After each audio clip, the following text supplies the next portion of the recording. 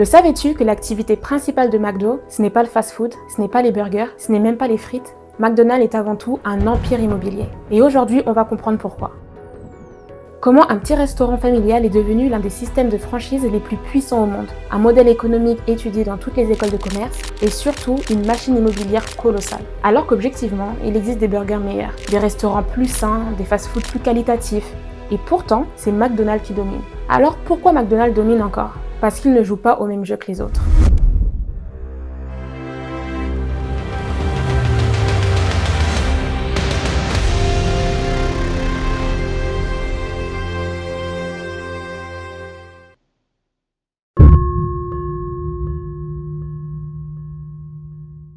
Tout commence en 1940 avec deux frères américains, Richard McDonald et Maurice McDonald. Après avoir exploité un cinéma en Californie pendant 5 ans, de 1932 à 1937, puis un restaurant rapide drive-in de hot dog servi dans les voitures à Los Angeles, les deux frères ouvrent un petit restaurant drive-in McDonald's en Californie, au bord de la mythique route 66. Et ils prennent conscience du grand succès commercial des hamburgers de leur carte. Et ils vont faire un move très intéressant. En 1948, ils prennent une décision radicale. Ils décident de se spécialiser sur ce produit. Donc ils ferment pendant plusieurs mois. Pourquoi? Pour repenser entièrement leur modèle. Ils observent que 80% des ventes viennent des burgers. Donc ils réduisent le menu, ils éliminent les serveuses, ils simplifient la cuisine. Ils créent le Speedy Service System. Ils révolutionnent leur modèle. C'est un système inspiré des chaînes de production industrielle, notamment des chaînes d'assemblage automobile. L'objectif?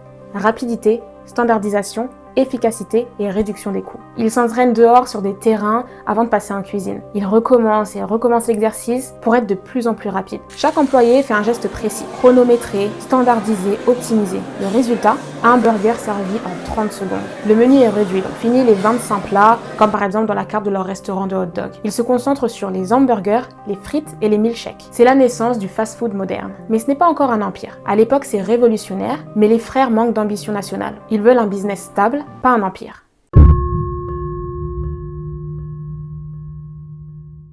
Si les deux frères ont créé un système révolutionnaire, ce n'est pas cette invention qui va propulser leur fast-food à un autre niveau. En 1953, les frères McDonald commencent à franchiser leur restaurant. Niel Fox fut le premier franchisé, le deuxième ouvre en Arizona, et c'est le premier à représenter le dessin des doubles arches dorées formées par la lettre M, puis le troisième ouvre en Californie, et c'est d'ailleurs à ce jour le plus vieux de la marque encore en activité. L'année suivante, en 1954, les deux frères passent commande de 10 mixeurs pour milkshake, et c'est à ce moment-là qu'un entrepreneur et vendeur de machines à milkshake découvre le restaurant. Son nom, Ray Kroc. Il est étonné de voir la méthode de Fordisme du restaurant et fasciné quand il apprend leur rentabilité et leur popularité. Il remarque qu'ils utilisent 8 machines en même temps et il comprend immédiatement le potentiel. Mais pas seulement du restaurant, pas seulement pour vendre des burgers, mais pour vendre un système. Alors il en discute avec les deux frères, il fait la proposition de laisser franchiser le système, une dizaine de lieux au départ, avec lui comme premier franchisé. Kroc propose que 2% du chiffre d'affaires de chaque restaurant soit versé par l'exploitant, dont 0,5% pour les deux frères fondateurs à l'origine du concept et de l'appellation. Les deux frères ne sont pas vraiment emballés par l'idée, mais ce qui est vraiment intéressant de préciser ici, c'est que Kroc lui est obsédé par son idée. Ça se franchise un truc pareil. Monsieur Kroc, franchisez, franchisez, franchisez. Il rédige un strict cahier des charges pour les franchisés, il ne lâche pas l'affaire, ça prend du temps et au bout d'un certain moment, il convainc alors les deux frères de franchiser le concept à grande échelle. Et c'est là que tout change. En 1955, il ouvre le premier McDonald's franchisé des Plaines, dans la banlieue de Chicago, en Illinois. D'ailleurs, petit point rarement mentionné, les documents officiels de la société utilisent souvent cette date comme leur commencement alors que c'était 15 ans plus tôt. Et par la même occasion, ça efface toute trace des frères McDonald's en faveur de Kroc. Et pendant plusieurs décennies, cet établissement est connu comme le McDonald's numéro 1. Très vite, Kroc réalise un problème essentiel. Les franchisés sont médiocres. Ils coupent les coûts, détériorent la qualité. La plupart des franchises échouent parce qu'elles dépendent trop des franchisés. Et Ray Kroc déteste perdre le contrôle. Il rencontre un conseiller financier qui lui dit « Tu n'es pas dans le business du burger, tu es dans le business immobilier. » Vous n'êtes pas dans le hamburger, vous êtes dans l'immobilier. C'est alors le déclic. Dès 1961, il crée une structure distincte, McDonald's Corporation. Il est intéressant de préciser que les deux frères McDonald donnent leur accord pour vendre les droits et leur entreprise à Kroc pour un montant de 2,7 millions de dollars que Kroc avait obtenu de plusieurs investisseurs. Donc il rachète les parts des deux frères, un emprunt qui d'ailleurs rembourse finalement en moins de 10 ans. Le contrat de cession autorise les deux frères à conserver leur commerce d'origine, mais ils perdent en contrepartie le droit d'afficher le nom McDonald's. Leur commerce d'origine a donc été renommé The Big M et restera restera ouvert jusqu'à ce que Krog ouvre un McDonald's juste dans la rue située au nord de leur restaurant. En fait, si les deux frères avaient conservé le précédent accord qui leur offrait 0,5% de revenus annuels de la chaîne, ils auraient aujourd'hui cumulé avec leur famille plus de 100 millions de dollars par an. Mais je reviens à l'histoire. Donc avec McDonald's Corporation, Krog achète les terrains, puis les loue au franchisé. Le franchisé, lui, paye un droit d'entrée, reverse un pourcentage du chiffre d'affaires et paie un loyer fixe ou variable. Et ce modèle, il est brillant pour 3 raisons. Premièrement, il y a un contrôle total. Si le franchisé ne respecte pas les standards, on ne renouvelle pas son bail. 2. Les revenus stables. Ça veut dire que même si le restaurant performe mal, le loyer tombe. Et troisième chose, la valorisation patrimoniale. Les terrains prennent de la valeur et McDonald's devient propriétaire d'actifs stratégiques, dans des carrefours, des centres-villes, des zones commerciales, des sorties d'autoroutes. Aujourd'hui, une part massive de leur richesse repose sur l'immobilier. McDonald's possède des milliers de terrains stratégiques, des emplacements premium et des coins de rue à fort trafic. La valeur immobilière dépasse largement le simple business alimentaire. Le burger finance le terrain finance l'empire. Résultat, même si le restaurant marche mal, McDonald's gagne de l'argent. C'est une double sécurité. Ils ne vendent pas des burgers, ils vendent un emplacement.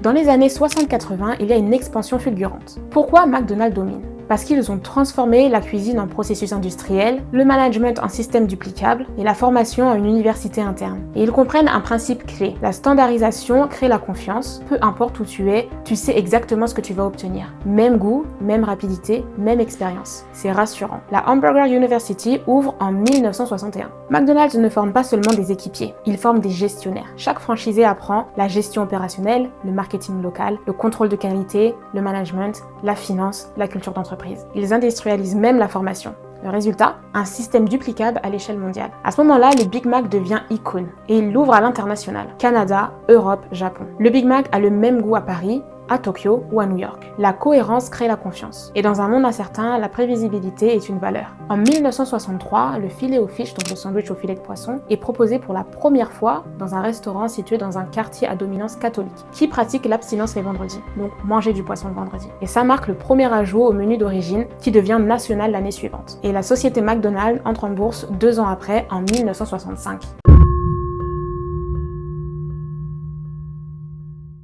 McDonald's est mondial, mais pas rigide. En Inde, il n'y a pas de bœuf. Au Japon, c'est du teriyaki burger. En France, c'est le McBaguette. Et d'ailleurs, c'est le 17 septembre 1979 que McDonald's ouvre son premier restaurant français à Strasbourg. Ce qu'il faut savoir, c'est que l'entreprise garde l'ADN, mais ils adaptent l'offre. C'est ce qu'on appelle en marketing du glocal. Global plus local. C'est purement stratégique. Et réussir à le faire sans perdre l'essence de la marque, c'est fort. D'ailleurs, quand vous voyagez, si vous en avez l'occasion, prenez le temps d'aller découvrir le menu des McDo, c'est super intéressant. Et ça illustre exactement ce que je suis en train de dire. Par exemple, il n'y a pas si longtemps que ça, je suis partie en Malaisie et il y a pas mal de choses qu'on retrouve pas dans le menu français ou dans d'autres pays. En 2002 et en 2008, il y a un sandwich vendu par McDo qui est considéré comme un exemple type d'un échec marketing et de la mauvaise adaptation de leur réaction. Son appellation, le Mac Africa. Il est composé d'ingrédients classiques à l'intérieur de 2 tranches de pita. Et la marque affirme qu'il est basé sur une authentique recette africaine. Il a été vendu en Norvège et il a suscité de vives réactions négatives en 2002. Il faisait partie de la campagne Autour du monde, donc c'était une édition limitée. Il a eu pas mal de réactions négatives, surtout sur le fait qu'à ce moment-là, certains pays africains étaient frappés par une forte famine. Donc plusieurs assos humanitaires norvégiennes exigent que la marque subventionne la crise humanitaire. Donc en gros, l'un des facteurs analysés comme une cause d'échec est d'utiliser le Mac devant Africa pour profiter d'une situation. Néanmoins, McDonald's reçoit du soutien, notamment de la communauté afro-norvégienne, qui souligne que l'image de l'Afrique n'est pas seulement celle de la faim et de la pauvreté et que son nom peut être aussi utilisé sans connotation péjorative. Je trouve ça intéressant de montrer aussi les échecs. En marketing, le marché est très révélateur. Ça peut fonctionner ou non. Soit ça flop, soit ça réussit. Alors vous vous doutez bien que pour une entreprise d'une telle envergure, il y a de nombreuses controverses. Que ce soit sur le produit, sur la diététique, que ce soit culturel ou esthétique, environnemental, économique ou social, et même politique, McDo a subi des critiques sur l'obésité, des accusations environnementales, des critiques sociales sur les salariés et les salaires, et des boycotts politiques dans certains pays. McDonald's est un symbole de mondialisation, et par conséquent l'objet de critiques, surtout sur la standardisation des modes de vie. D'ailleurs, le documentaire américain réalisé par Morgan Spurlock, je sais pas si je prononce bien son nom de famille, qui s'intitule Super Size Me, Free et qui est sorti en 2004 crée un énorme séisme médiatique. Mais McDo répond. Ils lancent des salades, des fruits, des menus équilibrés, ils réduisent les portions et ils font plus attention à la transparence nutritionnelle. Ils communiquent sur le sourcing responsable, la réduction de plastique et l'engagement climatique. Ils s'adaptent également aux normes, comme par exemple le Zero Waste en France, où ils remplacent petit à petit le plastique par des pailles éco-responsables en papier. Et si on mange au McDo sur place en France, on remarque que maintenant ils utilisent des contenants lavables réutilisables, ce qui n'est pas le cas dans tous les pays. Donc tout ça, c'est de l'adaptation et aussi culturel parce que ça va dépendre des pays. Plus récemment, McDo a fait l'objet de boycotts politiques dans plusieurs pays. Il faut le dire, la campagne boycott a eu un impact commercial significatif, notamment sur les revenus de l'entreprise. Pourtant, l'entreprise continue de croître. Pourquoi ? Parce que leur base repose sur l'immobilier, la franchise, la logistique et une marque ultra forte. Ce qui fait que la marque, elle s'envole pas comme ça du jour au lendemain, c'est son ancrage et sa stratégie. L'un des points forts du marketing de Kroc a été la décision de vendre les hamburgers aux familles et aux enfants. McDo cible les enfants depuis les années 70. Ils ne vendent pas des burgers, ils vendent des souvenirs d'enfance, des jouets, des moments en famille. Le Happy Meal est d'ailleurs lancé en 1979. Pourquoi c'est stratégique ? Parce que l'enfant influence le parent et l'enfance crée la nostalgie. Donc c'est ça leur cible réelle. Ronald McDonald devient la mascotte et icône des campagnes de la marque. Les campagnes jouent sur la nostalgie, l'humour et la proximité. Des générations entières ont grandi avec McDo, donc tu n'achètes pas un burger, tu rachètes un souvenir. En 2012, McDonald's France lance une signature qui va marquer durablement la marque. Venez comme vous êtes. Presque banal, mais en réalité, c'est un coup de génie marketing. Au début des années 2010, McDonald's souffre d'un déficit d'image. Malbouffe, fast-food low cost, uniquement un public jeune, pas qualitatif. Il y a une sorte de honte sociale à dire « je vais au McDo ». Le slogan vient répondre à ça. Il dit « tu n'as pas besoin de te justifier, tu n'as pas besoin de te transformer, tu n'as pas besoin d'être chic, tu es accepté ». « Venez comme vous êtes » est un slogan inclusif. Il ne parle pas du produit, il parle de la personne. McDo ne dit pas « nos burgers sont meilleurs », ils disent « tu es la bienvenue ». Et c'est une inversion totale du discours produit. La marque devient un espace social neutre, un territoire universel. Ce slogan positionne McDo comme le lieu des étudiants, le lieu des familles, le lieu des ados, le lieu des cadres, le lieu des couples, le lieu des groupes. Pas besoin de dress code, pas besoin de statut, pas besoin de niveau social. C'est un lieu accessible à tous. Le slogan joue sur un besoin humain fondamental. L'acceptation. Dans un monde où Instagram pousse à la perfection, LinkedIn pousse à la réussite, la société pousse à la performance, McDo dit « ici tu peux être imparfait » et c'est extrêmement fort. On ne vend pas un repas, on vend un espace de relâchement social. Pourquoi ce slogan est stratégique ? Parce qu'il renforce la fréquentation massive, le trafic continu et c'est l'accessibilité universelle. Et plus il y a du trafic, plus les emplacements immobiliers prennent de la valeur. Le slogan marketing soutient directement le modèle immobilier. C'est là que c'est brillant. McDo, c'est un peu l'anti-luxe assumé. Regarde les marques premium. Elles sélectionnent, elles filtrent, mais McDo, il fait l'inverse. Ils abaissent la barrière d'entrée au maximum et en business, parfois, le marché plus large gagne. Ce slogan dure depuis plus d'une décennie parce qu'il est intemporel, émotionnel, universel et adaptable. Il ne dépend pas d'une tendance, il dépend d'un besoin humain profond. La leçon marketing que je veux faire passer ici, c'est que la plupart des entrepreneurs communiquent sur leurs produits, leurs fonctionnalités, leurs avantages. McDonald's, lui, il communique sur l'identité, l'acceptation, le sentiment d'appartenance. Ils ont compris une chose essentielle. Les gens n'achètent pas un burger, ils achètent un espace social où ils se sentent légitimes. Et ce qui est important quand tu vends ton produit, c'est que ça plaise à ton client. Et quand tu combines immobilier stratégique, franchise ultra rentable, standardisation mondiale, marketing émotionnel et un slogan qui parle d'acceptation, tu obtiens une marque quasi indétrônable. Alors qu'il y a des burgers plus qualitatifs, des fast-food plus healthy, des concepts plus premium, avec notamment le bio, pourquoi McDo reste numéro 1 ? Parce que leur force n'est pas le goût. Ils sont partout, ils sont rapides, ils sont prévisibles, ils sont abordables. C'est la logistique, l'emplacement, la rapidité, le prix, la répétition. La majorité des consommateurs ne cherchent pas le meilleur burger. Ils cherchent la rapidité, l'accessibilité, l'habitude. Et la prévisibilité gagne souvent sur la qualité pure. McDo investit massivement dans les bornes automatiques, les applications mobiles, la data client, le drive optimisé, la géolocalisation aussi. Par exemple, quand vous commandez votre menu sur la borne et vous prenez un chevalet, à l'intérieur il y a un système, une technologie de géolocalisation qui permet au serveur de vous apporter votre plateau à votre emplacement exact. McDo va même plus loin, il rachète même des entreprises tech pour optimiser la personnalisation. Donc aujourd'hui McDo, c'est aussi une entreprise data.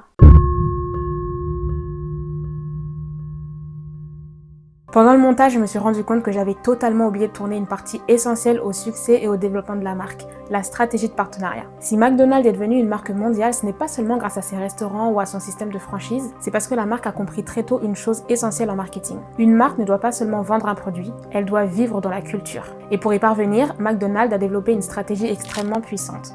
les partenariats culturels. Sport, cinéma, streaming, jeux vidéo, parcs d'attractions, McDonald's est partout et ce n'est pas un hasard. McDonald's est partenaire de nombreux événements sportifs depuis des décennies. La marque a notamment été partenaire officiel de la Coupe du monde de football de la FIFA pendant plus de 20 ans. L'objectif est simple, le sport génère l'une des émotions collectives les plus fortes au monde. Quand des millions de personnes regardent un match ensemble, les marques présentes à ce moment-là bénéficient d'une association émotionnelle extrêmement puissante. McDonald's ne vend pas seulement un burger. La marque devient associée à la célébration, les moments entre amis, la victoire, les souvenirs de match. Et ça, c'est un marketing d'ancrage émotionnel. Un autre partenariat historique extrêmement stratégique, c'est celui avec The Walt Disney Company. Pendant des dizaines d'années, les Happy Meal incluaient des jouets issus des films Disney. C'était une stratégie marketing extrêmement puissante. Pourquoi ? Parce qu'elle connecte deux univers émotionnels majeurs de l'enfance, Disney et McDonald's. Quand un enfant va au cinéma voir un film Disney, il veut le jouet. Et pour avoir le jouet, il faut aller chez McDonald's. Le film crée le désir, McDonald's capture le trafic. Résultat, des milliers d'enfants associent inconsciemment leurs souvenirs d'enfance à la marque. Plus récemment, McDonald's a compris que la culture populaire passe plus seulement par le cinéma. Elle passe par les plateformes de streaming. La marque a multiplié les collaborations avec des univers issus de séries et de la pop culture. Par exemple, avec des licences issues de la production Netflix. Ces collaborations permettent à McDonald's de rester culturellement pertinent auprès des nouvelles générations. Car aujourd'hui, la bataille des marques ne se joue plus seulement sur le produit, elle se joue sur l'intention. Et l'attention des jeunes se trouve dans les séries, les influenceurs, les jeux vidéo, la fiction.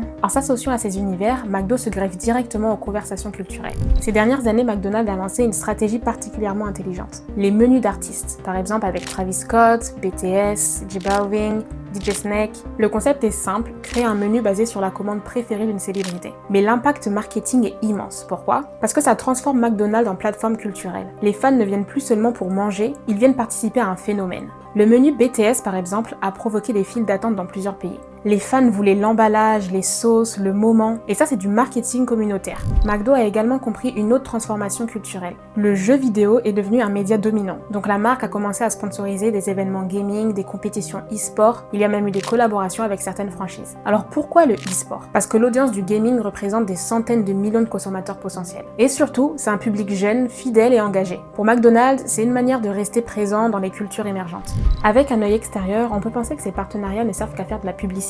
Mais c'est pas seulement ça. Ils servent à renforcer 3 piliers stratégiques. En premier, la visibilité culturelle. McDo veut être présent dans les moments où les gens parlent, regardent, jouent, célèbrent. En deuxième point, c'est la connexion émotionnelle. Chaque partenariat ajoute une couche émotionnelle à la marque. Dans le sport, les films, la musique, l'enfance et la communauté. Le troisième point, c'est la pertinence générationnelle. Une marque mondiale doit constamment se réinventer pour rester pertinente auprès des nouvelles générations. Et ces collaborations permettent à McDonald's de ne jamais paraître dépassé.